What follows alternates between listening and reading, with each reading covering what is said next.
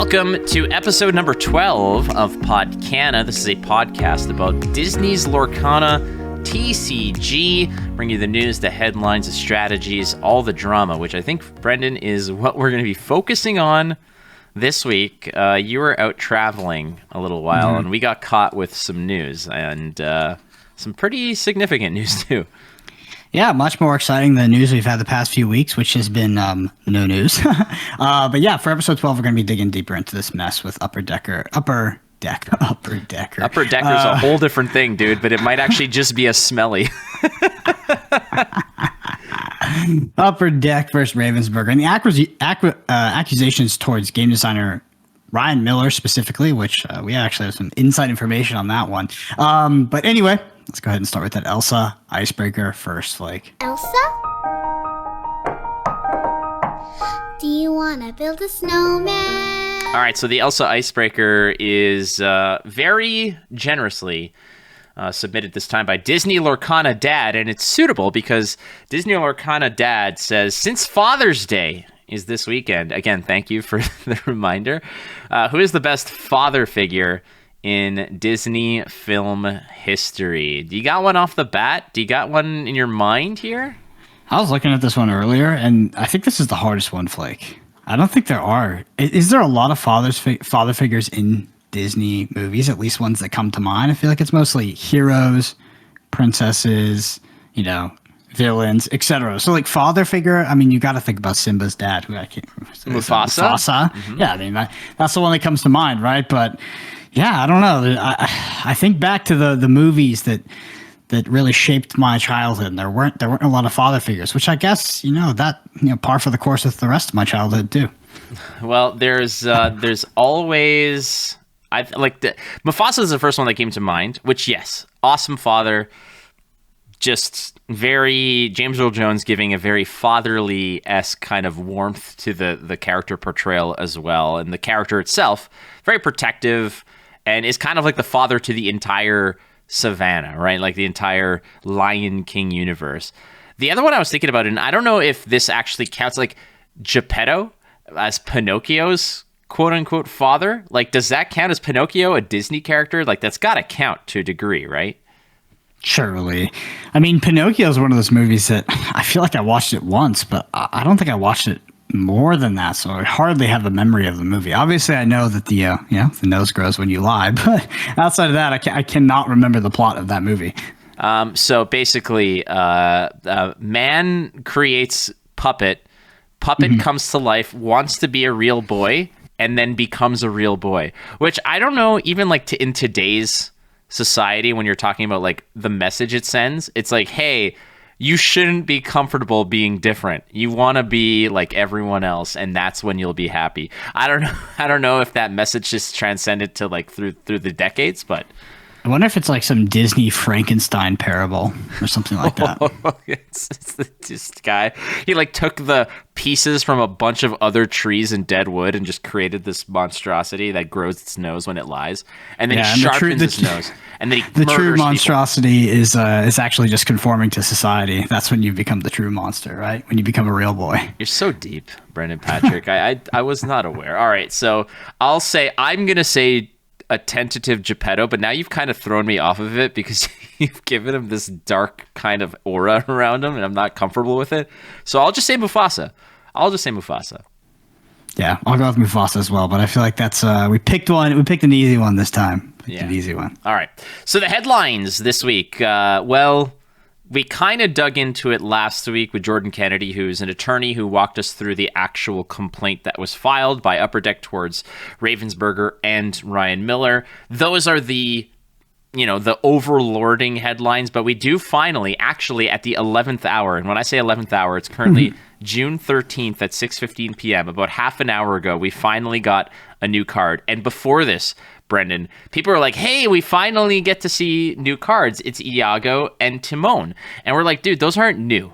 We've seen those forever. And we're like, when were these even released? It felt like it was released like a week or two ago. No, they were released a month ago, May 16th. Can you believe that? And we finally got a new card. They threw us a bone. Yeah, I mean the reason why you don't remember them is because those cards are pretty bad actually, it's such an interesting content release pipeline for Lorcana here, especially with them picking up the new community manager. I would be really interested to hear their strategy and if that strategy has been disrupted specifically because of the legal case. Due to the fact that when you look at Lorcana, it does look like a high budget, well thought out product, right? They have multiple sets coming out per year. It just doesn't seem like it's an amateur venture, right? But I would argue that their release schedule and their ability to maintain hype for the game has been extremely amateur. Honestly, one of the worst I've ever seen in the industry. I mean, we are closing in on that release date, and it's like mostly radio silence on Twitter, on sort of these social media platforms. And, we did I know a lot of it is people getting used to a previous release schedule. Like we got a lot of cards at once. Everybody was excited. And then there's an inherent drought because maybe they couldn't sustain that. But yeah, I think that if they were to redo it, maybe looking back in retrospect, they might want to sort of revamp that strategy and trickle it out in a bit more of a steady pace. I feel like, we were talking about like a couple weeks ago, new community manager beginning work and such like that, yada, yada, yada. And all of a sudden you jump in and a week later and the biggest, most nasty, disruptive news occurs and you're like, oh my God. And it's probably like a rally the troops moment. I've been in scenarios like this in big corporations where something bad happened. And I'm talking about like companies with 30,000 people that I was on the communications team for, where you're the ones who have to deal with this, spin it, write the memos and the press releases for. I've been there, and I totally understand the all hands on deck approach where it's like, okay, everybody drop everything. We need every mind to sort of attack this. And I think that's kind of what it is, where I'm sure this genie, because the genie, by the way, so that's the new card. It's the genie. But the genie only appeared when which is hilarious to say, but the genie only appeared when in like a reply to a tweet where everybody in the community is like, hey, we're going to hype you guys up with some memes and put you guys in a better mood. Because I know that the S hit the fan, as it were. And so let's go. Like, here's some goodwill. And people were then kind of saying, and in return, we receive. And then they replied to a tweet with the genie. Well, people are asking for a card. You could even go to say they were wishing to see another card, and they get a genie actually. So I think it's on brand for the situation. Let's go ahead and read the card though for the people. Genie on the job. It's a 3/4. It costs 6. It cannot be turned into a resource. Very critical. Has evasive in this is in Emerald, by the way, and it has an ability called Disappear. When you play this character, you may return chosen character to the player's hand, and it quests for 2 pips. Sorry, I keep saying reap. We're talking about these legal battles and stealing IP, and I'm still using Keyforge terminology here. Just quite ironic. This card. So you have to look at this card and you're like, is this card better than Lady Tremaine? Another 6 cost in green that is not able to be turned to a resource. Cards that can't be turned into resources are very, very high costs. Lady Tremaine is a lot more narrow. So with Lady Tremaine, you really do need to be getting that Dragonfire out of your graveyard. If not, it actually rots in your hand. This card, on the other hand, it shouldn't rot in your hand. You should be able to play it. This is, but that being said, getting this at the wrong time, maybe in the early game or in the super late game without there being a good target. Maybe your opponent is playing aggro, has a lot of things on the board, and you can't get value out of this. The stats on a 6 cost here are quite bad. The two pip quest is nice, but ultimately, I'm just really surprised to see this card in Emerald Flake. I was not expecting a card with this ability to be in this color. A bounce effect, right? Like it's a tempo effect. This is a mana war effect. This is this is quintessential blue, and I guess in so far in this game, I guess I would have expected to see it in blue specifically. Blue is the color right now, or sapphire, the ones that's, putting your threats back into you're transitioning someone's threat into a resource. You're like flipping it over. You have unconditional removal. Like I would expect bounce effects like this, like tempo effects. It's like if you play Magic Gathering, this mana war effect to be in something like sapphire. So very, very surprised to see it in Emerald. In other card games, I found that very ideologically tethered effects or sort of strategies like aggro or direct damage or hard removal or bounce / disruption, things like that, every color has access to something like that, usually at a higher cost rate, where, for example, in Magic did in red have a counterspell-esque effect that countered a spell. It was very niche. It came out, it was like a one of that was rotated out, and it's like a rare thing. Or like white, I think, had like a direct damage spell or something like that. Ultimately, there are sort of like little small points of intersection that still maintain the actual color identity, you know, in the broader scope. I'm wondering if Genie is just a one of in green, or the alternative here is maybe colors don't really have an ideology and everything just has everything, and we won't know that until all the cards are out. Yeah, I mean, it has both evasive and this. So evasive, sort of a terminology that was existing mostly in Ruby. I think we saw it a bit in other colors. Obviously, Pascal is the best evasive card in the game. But we're seeing it in Emerald as well, which I think would be good. Evasive as something that existed in just a singular color might be a bit frustrating because there's not a lot of interactivity in Lorcana, at least right now. So that I'm happy to see, but this bounce effect, you know, ETB, bounce something back to someone's hand. I really like that ability. Generally, those are some of my favorite cards to play with. So overall, I think it's a good card. I mean, it's hard to say if something is a good card or a bad card for Emerald, because Emerald has by far the weakest card pool right now, as well as I think the most shallow. So it's definitely an addition to this color if you were interested in Emerald for some reason. All right, the other two cards, again, we got full clarity on Iago, Loudmouth Parrot, which again, this was leaked a month ago, May 16th. And ultimately, it's a 3-drop, 1/4. It's got an ability. You got a problem. You exert it. Chosen character gains Reckless, which in my mind is still a pretty lackluster keyword. So I like it in this because it's on a body. There's another card that's Reckless and it's like a song or something, and I think that sucks. The fact that this is a repeatable effect on a body, I kind of like. It's going to force your opponent to need to clear Iago, which is it's more inefficient, right? So it's already inefficient to give something Reckless, but you give something Reckless, it's incentivized to actually just attack into Iago, because Iago will be tapped and it must attack something. It cannot quest. So a little bit of a non-bow there, but also your opponent needs to sort of clear it on the next turn. I think that cards like this will be a lot better if they have bigger stat lines. So like an Iago like card, but instead it's a 3/5 or something like that, because then your opponent has to clear it off the board, has a card that can't quest, must attack, and if it attacks into it, it dies, right? There's not a lot of things that are going to attack into Iago and actually kill and actually die. So they're going to attack into Iago, deal some damage, and maybe not kill it, and then on your turn you're going to have to sacrifice the opportunity cost of questing with something and actually attack that thing back, that attack the Iago, to clear it off the board. So, yeah, I mean, it's okay, to be honest. 1/4, that's definitely a big butt in Lorcana, but the effect, it seems fine. I can see something where if there was ever a card, or if a card exists that allows you to untap one of your permanents or unexert one of your permanents, where you exert Iago, you give a unit or character Reckless, you play a card that unexerts Iago, so he's no longer a legal target, you quest with one of your big boys, and then the card that has Reckless has to basically dunk itself into your big boy. And that is, in my mind, probably a potential combo with this. But as it stands right now, you're right. I mean, it's a 1/4, so you're giving something strategically. You're strategically giving something Reckless that either is on its last breath, or that will trade efficiently into this. Or it's even just a matter of like, hey, I'm giving you Reckless because you've got 3 pips on that or something, and I just don't want you to get 3 lore this turn. Yeah. So it's also potentially just a stall effect to buy some time.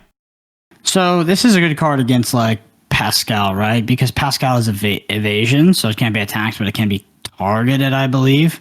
I could be wrong, but I do believe you could target something like a Pascal with this, and yes, that would be that's very good. So this is actually like one of the best counters to one of the best cards in the game. It's just a little slow, but the thing about Pascal is a great 1-drop. This scales well into the late game, and this would immediately counter something like a Pascal. And having to trade like sort of high value removal for something like an Iago is not what you want to be doing in Amethyst anyway. So The more I think about it, I think Yago's actually a decent card. It's just like, is it part of a winning game plan, right? Or is it a bit too clunky and too slow? Are you giving your opponent too much agency to just win the game with other cards on board? I think that my final assessment of the card is like you mentioned, Reckless as an action is bad. Reckless built into a card, much better because you don't have to use it. You could, if the opportunity doesn't present itself, it's still a 1/4 that can go ahead and quest for 1. So it does have and it could become a resource if you feel like you don't have to. Next card. Do you want to roll over? I got you. Timon, Grub Rustler, Storyborn ally. It's a 1/2. Cost 1, can be turned into a resource.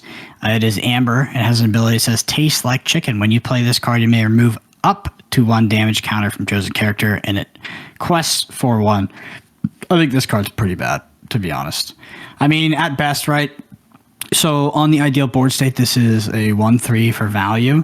And then I think past that, it's just sort of a poorly statted 1 cost, especially when you compare it to something like Pascal, which I think most 1 costs need to be compared to in terms of competitive viability. Also, you have 1 cost like Maleficent in Amethyst, although that card can't be turned into a resource. I think Timon is a very average to below average card. I'm not sure about removing 1 damage counter from a chosen character. It's actually going to be too powerful, especially considering you're incentivized to play this card on turn 1. Like what the ability is telling you is like this has a utilization in the mid to late game, but I think if you're playing this in the mid to late game because of that effect, right? The effect tastes like chicken finally has value. Like you're probably this just like an inherently low value play that you're playing at the 1 cost anyway. So Timon is I'd be happy to stand behind that Timon's a bad card. Timon as a 1-drop with this effect, I think is bad. I think this card's going to be more of a resource. This card's probably going to be more used as a resource unless you just want to drop a 1-drop. Ultimately, I see this ability being most effective on like a 3 or 4 drop, like with the adjusted stats on it. If this was like let's say a 4-drop that had like a 3/4 stat line that says you can remove 1 damage counter or whatever, that's not bad because you've probably already done some trading or you probably have a damage counter somewhere where you don't feel like you're losing value. Because the first thing you do when you draw your cards up is you're like, do I have a 1-drop? I do. Perfect. I'm going to drop my 1-drop. I'm already losing value on this. How is this card better than a 1-drop 2/2, right? Because I'd rather have a 2/2 for 1-drop than the 1 damage that I'm losing out on here because I'm not healing. If you pick this up, like if you're on top deck and this is your draw, you feel so bad. Maybe you're recovering a health, but this is not going to win you or lose you the game late game. And it feels bad to drop this on the board on an empty board. Yeah. See, my main argument stems from this. I think this is a bad card to play on turn 1. And it's also still a bad card to play on turn 5, turn 6, turn 7. Even if you're curving into it decently well in the late game, maybe you're getting value out of that effect. It's not good enough compared to some of the other 1-drops we have. And considering how important 1-drops are in this game, I think Timon's one of the worst ones we've seen so far. All right, so those are the new cards that we have up to date, which is, again, we're recording this June 13th at 6:30 p.m. currently. We haven't gotten anything else, so we'll keep some eyes out for you if we do. Like I said, keep track. You can follow at Podcana, and we usually drop some insights on new cards. But the crux of the matter, which you were out traveling the world for, is that Upper Deck is, in fact, pursuing legal action against Ravensburger and Ryan Miller specifically in 9 different complaints, as they were. And if you want a very robust and detailed analysis of the entire complaint, Podcana 11, I had a conversation with an attorney who walked us through a lot of this stuff and gave some very intriguing insight into how to interpret the complaints and what the procedure is. So we're not going to go into that. But what I do want to go into is that Ravensburger and Upper Deck have both spoken about this. So here's Ravensburger's official statement. It is, we at Ravensburger stand behind the integrity of our team and the originality of our products. The baseless claim filed last week are entirely without merit, and we look forward to providing this in due time, or proving this in due time. In the meantime, our focus continues to be on developing and launching a fantastic game in August. That's from Ravensburger. What do you feel about that? So, I mean, that's a whole lot of nothing, right? the first thing is that Ravensburger is definitely not guilty until proven so, right? They are innocent right now. But you can't hold on to that one too much. You still got to pay attention. You still got to give some credence to, the accusations. At least try to understand where Upper Deck is coming from, and I don't know, give some credence to the entire situation that's happening here. It's easy to write it off, and I think that both extremes are wrong, right? If you're immediately looking at Ravensburger thinking that they definitely stole this, etc., and Upper Deck was the original creator, that's the incorrect way to go. And if you're just completely starry-eyed because you love Lorcana and you want it to come out and your brand is resting on it, etc., and you decide to ignore all of this, that's also very incorrect. So the one thing that I know, and the reason why this is particularly interesting to me, is because when Lorcana was first being released, we first started hearing about it, it was announced, etc.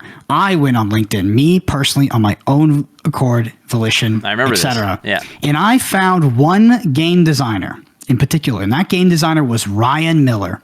And I messaged Flake and I said, hey, here's the lead game designer. He's from Wizards of the Coast. That's good information. Let's talk about that. And we talked about Ryan Miller on our podcast. Doesn't look good, Flake. Okay. Yeah, it's again, we are again, all the disclaimers. We are not lawyers. We are not assuming innocence or guilt. We are not passing judgment. We are merely discussing the reality of what's going on. Which now, what I take from this, let's just dive. We're diving into the entire topic now. Like this, the headlines are the topic in this case, and what's fascinating about this is a lot of the speculation around this entire friction and complaint is the first thing people said were, well, those are baseless claims, or oh my god, they're screwed. It was one end of the spectrum. Nobody wanted to read the entire complaint. In fact, one of the things that made me absolutely cringe-worthily embarrassed for certain people in the community were the types who there was people who were saying, oh, I read the rules for Rush of Icor. They are absolutely nothing like Lorcana. Are you joking? Are you kidding me? They're like, if I read those rules, I would never even, there's not a single shred of this that's even close to Lorcana. Are you out of your mind? That is the one thing I have to say. I'm all for being a fan of an IP, a fan of a game, but are you a fan of reality? That's part of it, friends. You have to actually tether yourself to this planet Earth and give your head a shake when it comes to this stuff, because even though there are certainly discrepancies between the two, if you are honestly and with all sanity intact claiming that there is nothing congruent between the two of these rule sets, you are on Mars, my friend, looking through a telescope, reading lips. That's how out of touch you are. At this point, it's easy. I think it's really easy to take the route of like, no, I mean, it doesn't look anything like it. It's baseless, etc. Because a lot of people, they have skin in the game, and guess what? So do we. Well, this whole podcast is pretty much dependent on Lorcana coming out, but I'm a fan of the truth, so we're gonna talk a little shit because we have information that, I mean, it doesn't look good. I agree with you that the idea that they are not similar whatsoever is absolutely not true. But obviously there's a lot more that happens in between that if this claim is actually going to, disrupt the launch of Lorcana. I apologize to you, Ravensburger, because we're not doing you any favors, but that's just how it is at this point.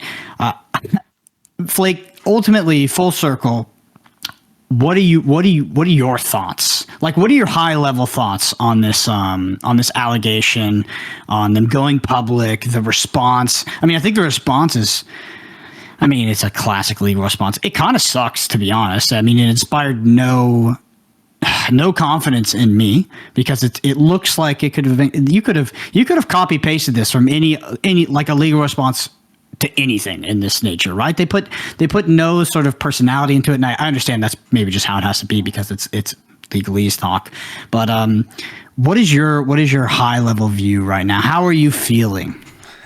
Okay, so here's my thoughts on this. Number one, when it comes to Ravensburger's response, silence is condemning. It's not like say nothing and you cannot remain stagnant or impartial to this from the receiving end as Ravensburger.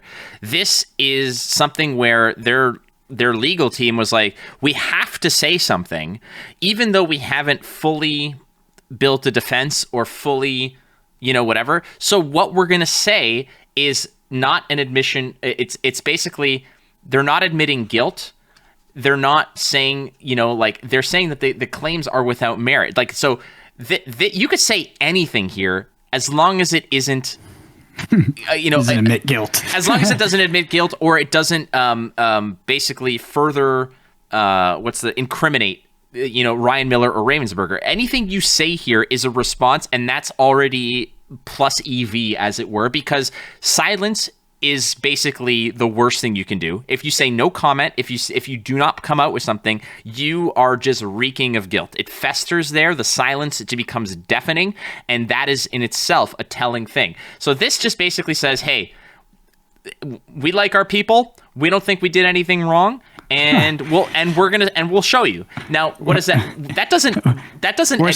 We're significantly invested in the fact of us not doing anything wrong. So yes. We're going to make sure we prove that to you. So what this means is, I think when you put this out, what this means is, in my opinion, is that there was an initial sort of I would imagine, again, this isn't legal advice. There was probably an interaction between the two that opened up the dialogue about this, a kind of, hey, what the fuck moment, like what's going on here, from Upper Deck. They couldn't agree to it, so Upper Deck's like, hey, we're gonna press charges, we're gonna pursue legal avenues to sort of rectify this. And Ravensburger was like, yeah, we got other things to worry about, so you do you spend all that money. If you think you're okay with it, spend all the money to get this done, and we'll talk to you when we get papers in the mail. And then they got papers in the mail, and that's what you file something. It becomes public record. You could look at it. You could do this about any other case that's out there. And the issue with this that really concerns me is that they are saying, no, we admit no fault. These claims are baseless, which to me says this is moving towards litigation.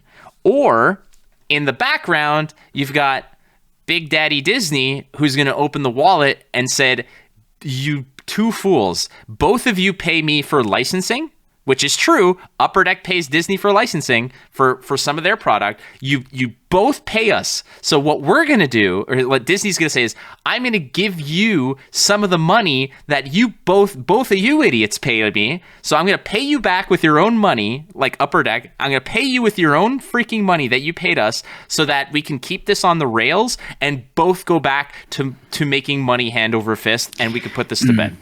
I'm genuinely surprised it got this far with the public statement, because it's pretty bad. It looks genuinely terrible. I know a lot of people want to pretend like this doesn't look bad, but this looks really bad. And like you said, if you actually look into it and you look at the rules of the other game, yeah, it looks pretty bad. So the fact that they actually went public with it, and like you said, they're both connected to Disney, it just seems like it's a bit farther along than an allegation at this point. Or it's not. It wasn't thrown out flippantly, right? They're very, very serious about this. And just, the little information nugget we have from 4 months ago, it really sprouted into a nice little beautiful flower that makes this seem like this has been going on for a while, at least in the background. It doesn't necessarily mean that Ryan Miller was doing anything bad or did actually take the IP, but I do think that they were at least alerted to the information 4 months ago, or even worse, Ryan Miller came on full knowledge, knowing that, like, hey, let's keep this as quiet as possible that I'm working here. But then why would you put on your LinkedIn? That's my question. But then again, I know human beings, and human beings love to put shit on their LinkedIn that they shouldn't, because that happens all the time. I'm a life coach. I'm a success facilitator. People will go to competing companies all the time and then slap the new one on their LinkedIn when you absolutely don't have to. Because it's an ego thing. I don't know. Obviously none of us know how this is going behind the scenes right now, but the big question, Flake, is this going to delay the release of Lorcana, which is happening pretty soon? And here's where the extra sauce on this is, because the president of Upper Deck, Jason Mashera, I'm sorry if I pronounced that incorrectly, went on a podcast called Sports Card Live, which I watched for the first time, and I thought it was actually, as somebody who used to collect sports card, I thought it was awesome.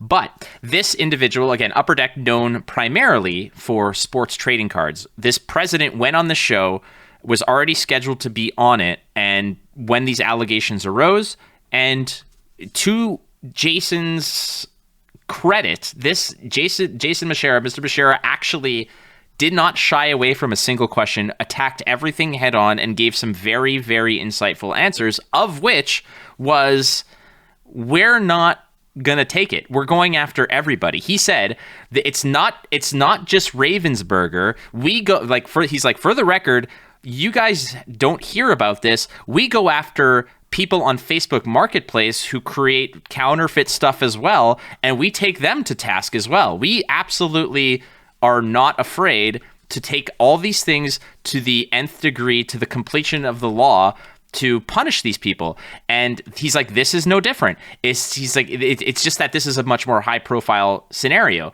And I believe that they were also talking about what could be the freaking worst thing that could happen to Lorcana. Even if Lorcana wins, okay? Even if Lorcana wins, if Upper Deck files an injunction against them from releasing the game on time, that is devastating. Absolutely devastating. And it is within their legal rights to seek an injunction because, as Jordan Kennedy explained in episode 11, if this goes to litigation, it's not going to be for another 18 to 24 months. And if it does go to litigation, Lorcana will have already released, which already does irreparable damage to Rush of Icor. So the injunction is merely there to say, until we figure this out, we need to stop this because win or lose, this coming out already screws us over. So we need to. So if that injunction is honored by the judge or basically put into effect by a judge, that is no Gen Con, no nothing. And that's even if Lorcana eventually wins, they're screwed. Yeah. And for all of you who got the promo cards at Disney a few months ago, you got to send them back too. Hey, imagine. Well, was it sold for like $10,000? You got to send them back. That's a whole other episode. I honestly just want to. So, fun little side note here. A buddy of mine who tracks a lot of this stuff, and he was telling me, he showed me the stats. He's like, you want to know how many like PSA 9s and 10s are of these cards? He's like, normally, take a game like Flesh and Blood. There are maybe like 40 or 50 PSA 9 or better tunics in the world. He's like, do you know how many PSA 9.5 or plus of Mickey there are? The D23 Mickey? He's like, hundreds. He's like, this is a market that has already exploded and is almost like unreasonably bubbleless. And it has this Black Swan event with this Upper Decker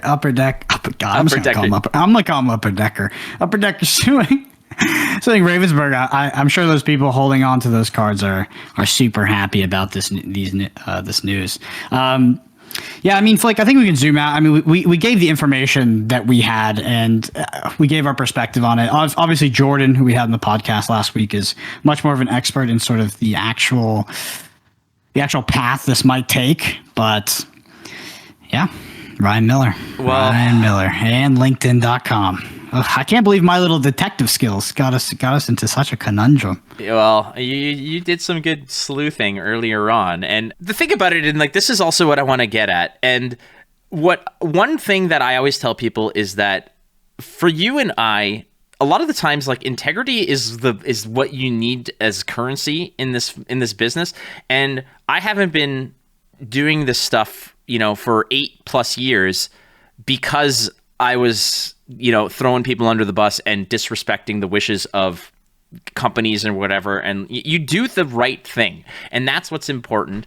But at the same time, you have to maintain some personal integrity to the degree of if something, it's like, there's a saying, if it sounds like hooves, think horse, not zebra, right? Dude, like my rugby coach used to say that shit, actually. Yeah, but it makes sense. And in this case, and I don't mean to sort of pull some of the luster out of the eyes of the fanboys and girls out there who are just diehard fans of the game. You could be a fan of the game, but also understand that the game may have very striking similarities to previous developers where the developer is the same guy. Like the dots are connecting people.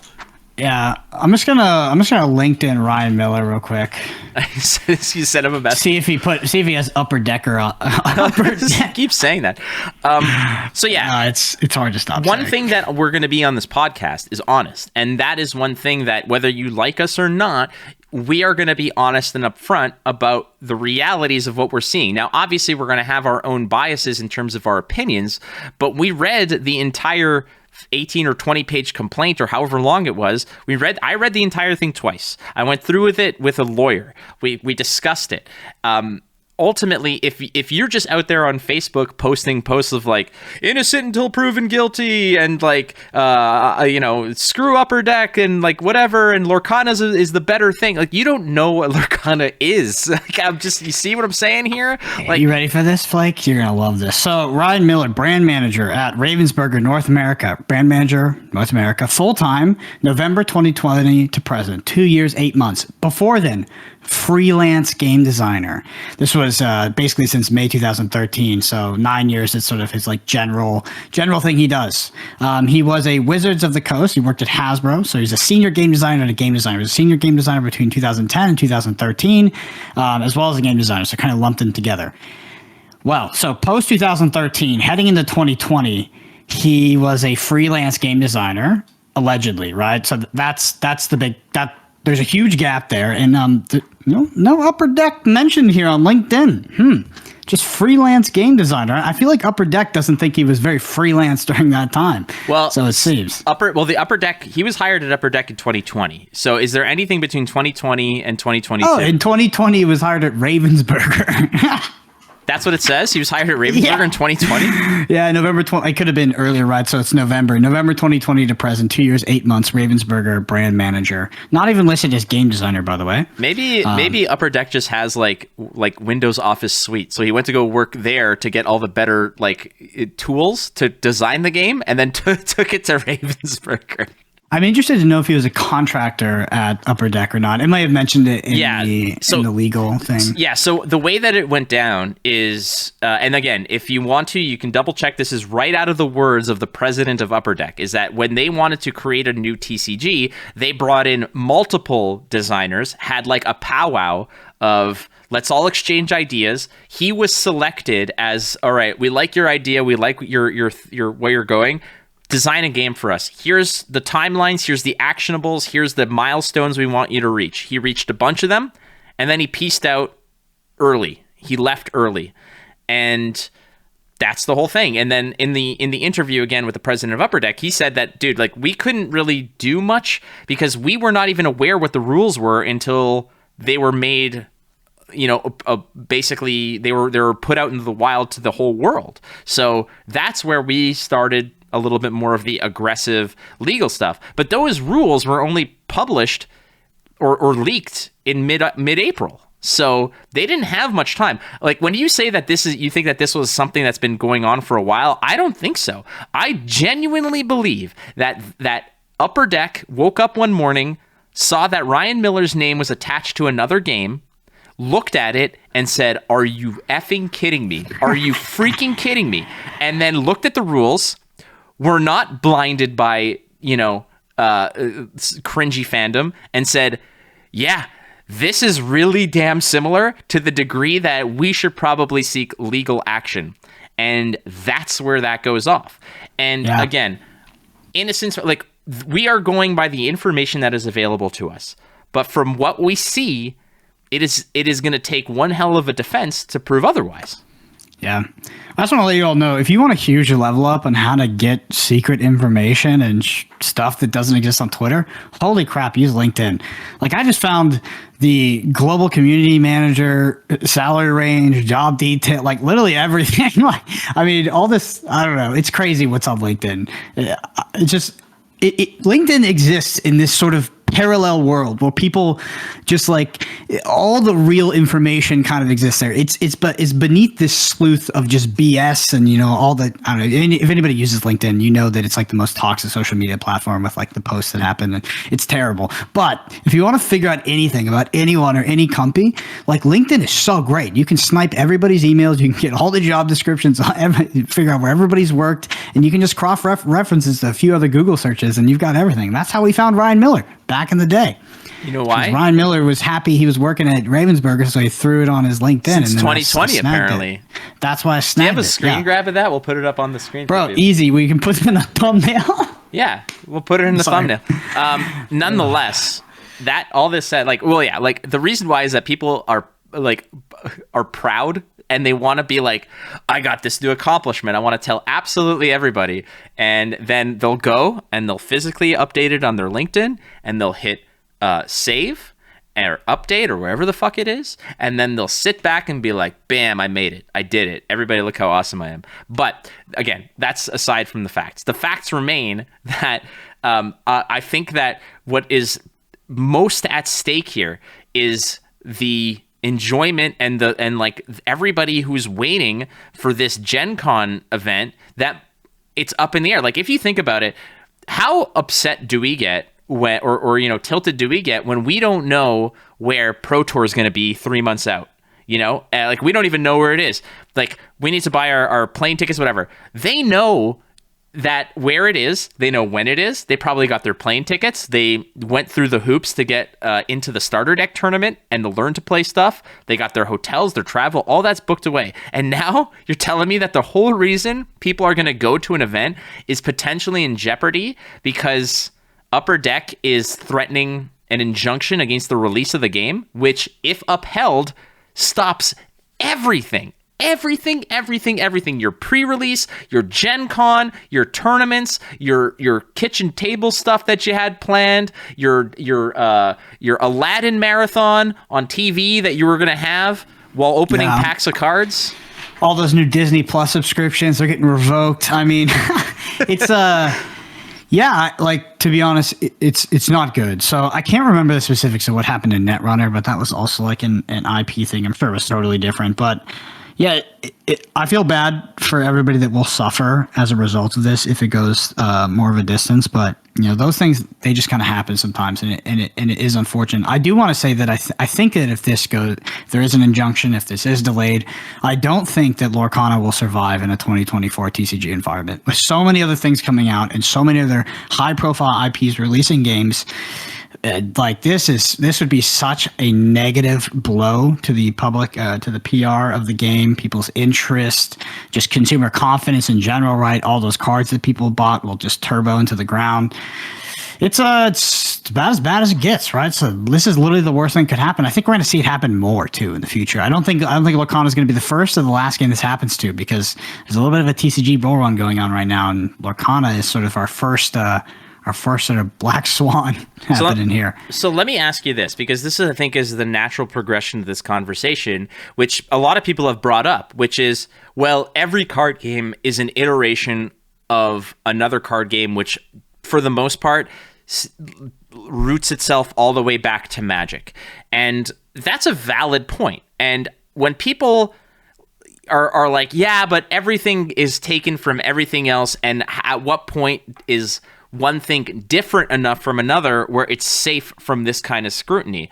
And ultimately, I think that sure, because if you look at Runeterra, you look at Hearthstone, you look at Magic, there's a lot of similarity there. In fact, if you put Hearthstone next to Runeterra, you are the only thing that's different there. Well, there's a lot of difference involved there, but the mechanics are more or less the same. So why aren't they under the same pressure as, let's say, Ravensburger is? Well, I want to take you back. Have you read the rules for Icor? Yeah. Have you read the rules of Lorcana? They're almost word for word. So you can, so the one thing I know, and don't listen to me because I'm an idiot, is that that's my line. Card games are very hard to enforce, right? But a lot of them have many aspects that are patented. So I sent you a Magic the Gathering patent. There's also a Flesh and Blood patent that I read a while ago. I think you can get it off of Wikipedia. And they're pretty comprehensive on the stuff that they're trying to make unique, right? I mean, you have to an extent. I don't know how the real question, and Jordan would know more about this, is how enforceable all of that is. But a lot of this stuff, it is patented. So, yeah, I mean, September 22, this is for Flesh and Blood, the Patent Office U.S. patent here. I can pull it up right now, and we can go ahead and read the entire patent, which we won't do on this podcast, to Flesh and Blood. And it is fascinating, right? There is so much stuff in there that they try to lock down so that people can't copy their game. I mean, it is freaking comprehensive. Like, yeah, unbelievable. Well, the way that Jordan put it is that you can trademark or copyright something like a logo or a motto or a catchphrase or something like that, but but ideas and inventions are patents, where something like, for example, let's say the land system in Magic, that could potentially be patented. That might be, hey, we patented the land idea as a resource mechanic in card games, and then there's a lot of extra detail and description, and it's a nightmare to do in that regard. Whereas other games that come in cannot copy the land system to a degree. I don't know. Again, I'm just throwing things out here. If Upper Deck put out the patent, or they applied for a patent for Rush of Icor in April, I believe, which was around the same time that the rules leaked. My question is, I wonder if they put the patent out, because I don't think there was a specific date associated to the patent. They just said April of 2023. I'm wondering if they pushed the patent out after knowing that the rules were similar, to either beat them to the punch or say, we're also filing a patent for this, and we have the receipts that this came from us first. Yeah. I think it's like legal jockeying is what it is. Yeah, it's out of my element, but like, I mean, I look at Flesh and Blood and you can see all the different areas it's patented in as well. But you can go read the U.S. patent for Flesh and Blood. You can read the U.S. patent for Magic the Gathering. I'm sure, honestly, I'm going to use that in the future. If there's a new game that comes out, I'm not going to wait for them to release the rules. I'm just going to try to find the patent because they list all of the rules in them generally. But yeah. This is where it starts to get out of our bounds, right? As you know, village idiots, we don't know exactly how all that stuff works, but this is the most interesting thing to happen to Lorcana since it was announced. Full stop. I think you're totally right.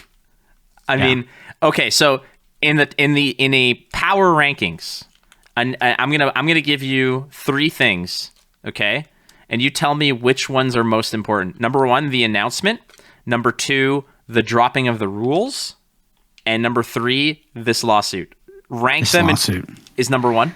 Yeah, I'm a glutton. Oh, it's lawsuit, rules, announcement. I mean, I'm a glutton for punishment. It's so, the thing is that this affects Flake and I negatively. It does. We've put money into this, we put our time into this, etc. But this is going to be like sort of a critical moment in the upcoming future, right? As all these new card games come out and as we enter this TCG bull run, and this will be used as like sort of a bit of a precedent for future games to come. Like, it is just a fascinating situation, and I appreciate it for what it is in that sense. It is very interesting to me. You know, when like you're in class and one of the other kids gets yelled at the teacher and everybody's like kind of like really just watching it with like, that's kind of how this feels, right? Where you're like, yeah, like, or when you're like, I have a sister, and like when my sister would get in trouble, I would be sitting there and be like, yeah, I know that it's bad. I know that I'm probably going to get yelled at too, but for now, this is entertainment. This is news, and I'm all for it. And again, it's unfortunate that it has to come to this. And like what you're talking about, like moving forward, this is going to become more important. It is, because there are going to be more and more card games and smaller and smaller little areas of unexplored rules and interpretations and executions of how cards can interact. I mean, when was the last time you saw a truly unique card game that didn't have a life total win condition? And for the record, friends, Lorcana is a life total game. It's just you're gaining life instead of taking it from your opponent. So let's be real. And Aladdin is just life steal. That's all it is. It's lifelink. Okay. So in reality, what I will say is it's going to become more sticky because more games are going to come out and they're going to have less room to navigate and have latitude to sort of be creative. Because if 10 years ago you're in a room, you could throw elbows and dance like a maniac and not hit anybody. Now the room's crowded. Now your dance moves are a lot less wild and crazy, and you got to be conscious about who the hell you're going to elbow in the eye when you're throwing your moves down. So that's kind of where we're at now. And I don't know, man. Like, again, I got to circle this back to the fact that this will likely, in my opinion, be settled by money. And the people who are going to come out on top of this is going to be Upper Deck, because they have the least to lose here. 100,000%. And if you think Disney is like, well, Ravensburger's got Disney on their side. No, they don't. Yeah, they don't. That's the thing. People have been saying that for months in regards to anything with Lorcana. They've been like, oh, but they're backed by Disney. Like, no, they're not. They are not. Disney has some sort of like symbiotic relationship with them so they don't affect the brand in a negative way. But I don't think that Disney really cares if Ravensburger survives or not, right? Ravensburger is a game design, is like a vessel, right? They are just utilizing the IP, and these big IPs will throw their IPs around. I think Disney's a bit more selective, but I mean, look at like Warhammer 40K and all the shit they put their IP on. Like, I don't think they really will back Ravensburger, especially if they've done something wrong. You can go to upperdeck.com/Disney and see just how Disney is in their pockets as well as in Ravensburger. So all you people who say Disney's got their back, well, I hate to tell you, Disney's had a much longer relationship and has made much more money from Upper Deck as they have with Ravensburger. So if you think that Disney gives two shits about who comes out on top, what Disney cares about is that their name is not sullied in any way. In the same reason that certain movies are not released in China because of certain reasons, or scenes are cut out of movies, Disney's just about not ruffling feathers. That's all they're about. So if they can write a check to Upper Deck and say, hey, this one of our kids screwed up, so I'm going to give you the ice cream, but you both have to play nice, and that's the rules. So Upper Deck, here's X amount of millions of dollars. Okay, that's how we're going to settle this. We're not changing the game. The agreement is you're changing Rush of Icor, and we're going to pay you for lost time, lost investment or whatever, and we're going to also compensate you for damages, and we're probably going to give you enough money that you can go ahead and start the process all over again with a bunch of brand new designers. The true loser in this entire exchange, frankly, is probably going to be Ryan Miller's reputation. Well, yeah, it's probably not looking great on that end. I do want to say that I think that overall, Disney, I do think that this whole situation is affecting Disney in a negative way. I think this is bad publicity for Disney, and I think that's going to be the biggest catalyst for there to be some. But how? That's what I don't change. get. How is Disney affected in this? Any suit, like, so just two companies that they work with have products under their name are suing each other in a public forum for IP infringement and theft. I just don't think. I believe that Disney would rather not be associated with that than be associated with it. I agree with you there in the sense that they'd prefer this not to go anywhere. But I think that this is more a matter of, like, one kid stole the other kid's skateboard, but there's enough skateboards for everybody. So it's like one gets. Yeah, also, if Lorcana doesn't release, like, I think it's bad for Disney. Yeah, Disney. Okay, so Ravensburger's the designer. The game doesn't release. Who am I pissed at? If I'm a normal person, right? I'm pissed at Disney.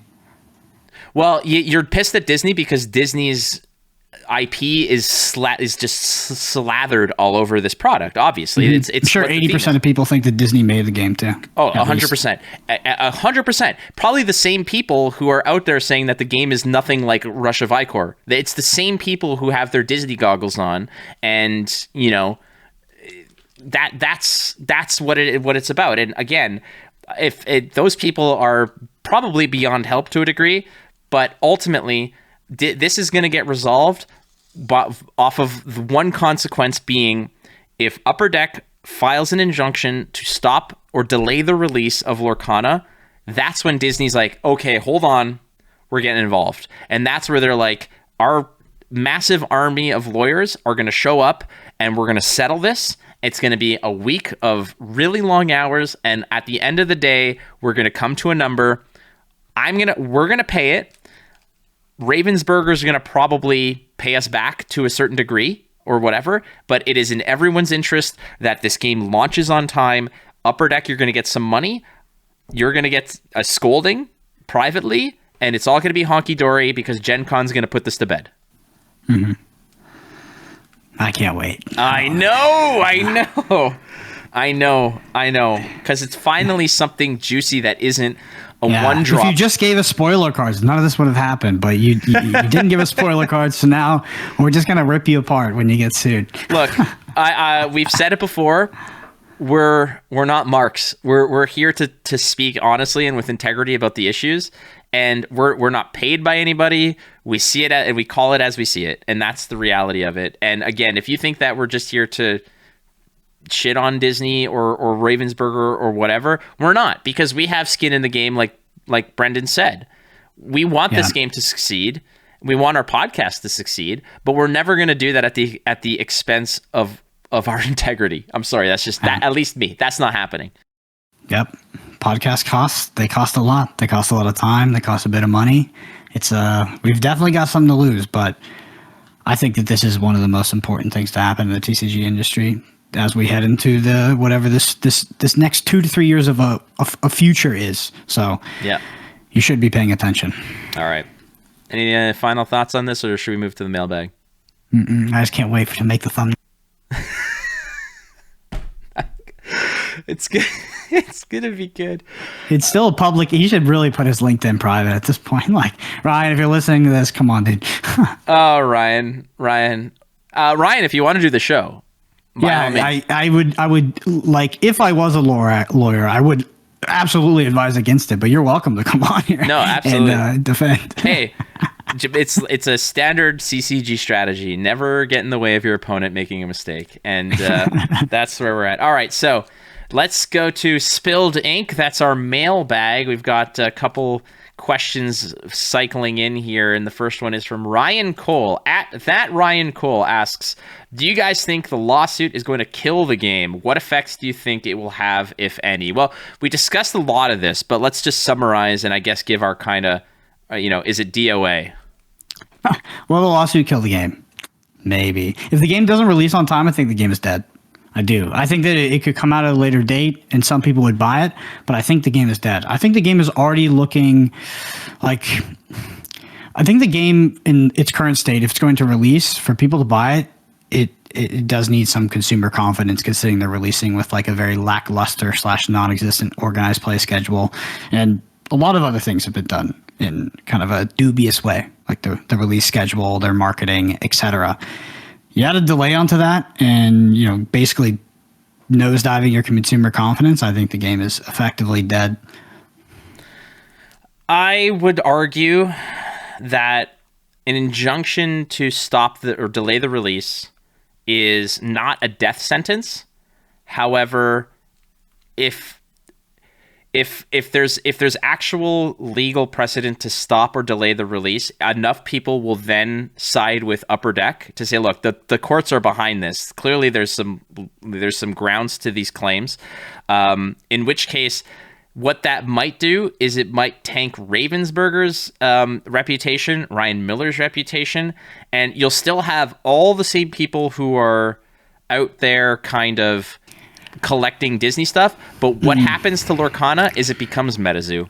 That's all it does. Yeah, I think the silver lining here is that even this announcement, but maybe the fruition of this whole entire situation will actually force or potentially push a lot of investors out of Lorcana, because this is a terrible situation for investing in the game, which might actually just make it more attainable for people to actually want to play. So yeah, and this is going to get lost in the fray of, well, we got Star Wars Unlimited, we've got Grand Archive, we've got Alpha Clash, we've got new Flesh and Blood Magic sets coming out. Oh, One Piece is still killing it. Battle Spirit Saga is a game as well. Like, there's tons of other things that are out there. So all I'm saying ultimately is that, well, because the other thing about this is that the cards are printed, they're sealed, they're in boxes, they're waiting to get, like, shipped out. Like, they are printed. They're not changing the rules. They're not creating brand new sets. So if, like, what could happen? Like, what's the court's going to say? You can't release this game. And then Ravensburger going to be like, back to the drawing board. We just spent all this money on all this stuff. That's not happening.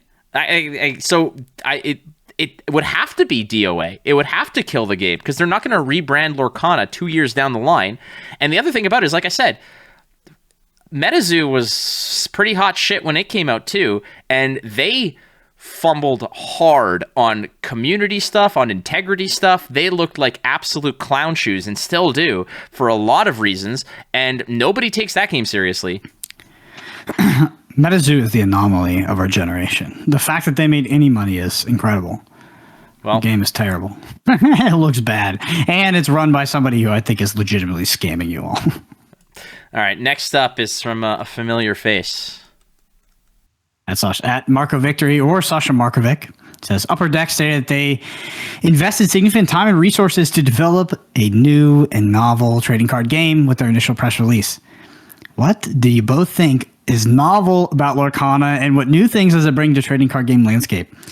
So Sasha Markovic is doing this thing where he's asking an innocuous question, but he's really trying to poke fun at Lorcana here, because, Lorcana is it's sort of a smorgasbord of other games, and it stripped a lot of mechanics out of games. If anything, it didn't really add anything too new. It's something I think we've critiqued Lorcana on for a while now, in regards to the rules and the gameplay. And one of our biggest hopes for the game is we thought that if the game was appropriately balanced and the card design was interesting and fun enough, that it doesn't really matter if the game is simple, right? So, like, you look at a game like chess, it's a very simple game, but it has a lot of depth. And when I say simple, I mean the basic rules of the game are very simple. So Lorcana had potential there, but in terms of it being novel, I do think it. I don't think there was too much novel things happening. I'll pass it over to you, Flake, because I think Sasha's trying to make a joke. Well, and I when I read it, I was like, Sasha, you clever bastard. Yeah, it's definitely cheeky. I get what the point he's making here. What I like about, or like the novel aspects about Lorcana, I think, are, like you said, it's a culmination of various different elements from various different games that come together to form a unique presentation of them, a unique way that they're kind of webbed together. You're basically saying, all right, I've got dots, like a bunch of dots and pieces, and like you create a mosaic from a bunch of different things, and whether you like it or not, this is something different. And now some people are listening, like, see, you said it right there, it's unique and different. Okay, but what you did was you took Rush of Icor and you scratched out the name and put Lorcana over top of it. So it's... which took Keyforge and took Magic and stripped everything. Like, bingo. So the thing is, like, I do think this game is better than Keyforge for my own personal reasons. I do think it has solved some problems that exist with Magic, but those were problems 25 years ago. They aren't really being solved at this point. And I do think that the color identity, the IP, just like everything is looking very well done at this point in terms of its presentation. It's a very aesthetically pleasing card game, and it feels thematic. Like it feels good. It feels high, sort of like it has a high production value in terms of like raw gameplay, especially if you're a more competitively inclined player and you're looking for something that's absolutely unique and cutting edge and innovative.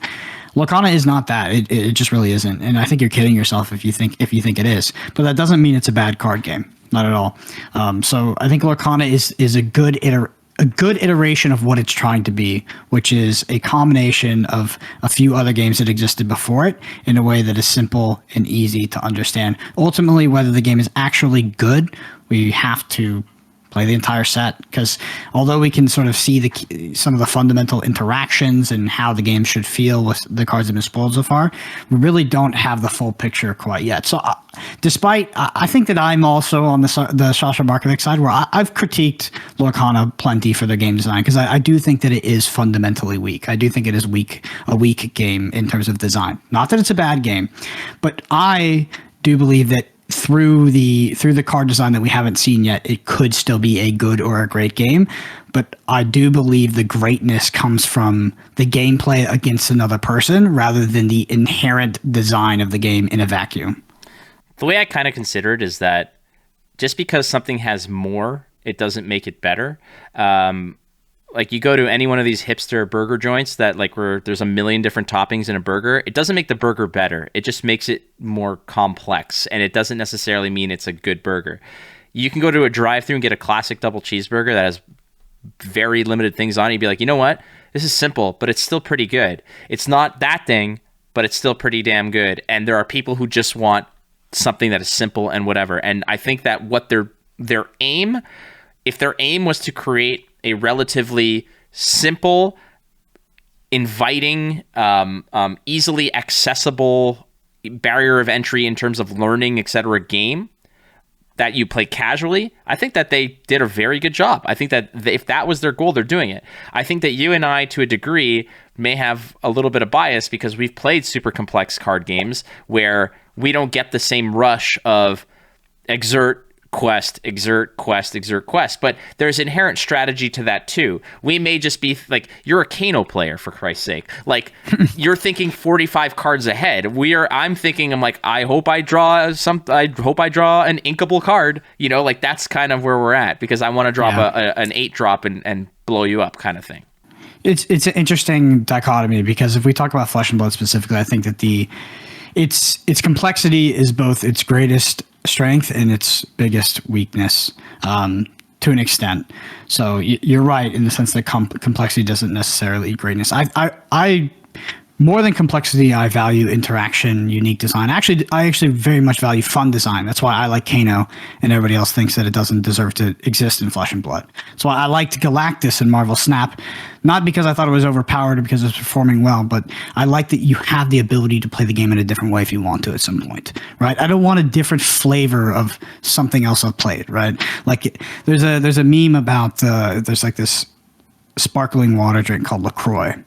And it says LaCroix doesn't actually taste like the fruit flavor it's on the bottle or on the can. It tastes like somebody ate that fruit and then burped it into your can. I feel like that's what a lot of these card games and card designs are like. It's like they're not actually unique. They're kind of just iterations of the same thing. So when games have something unique, I really value that, even if it feels kind of bad to play against sometimes.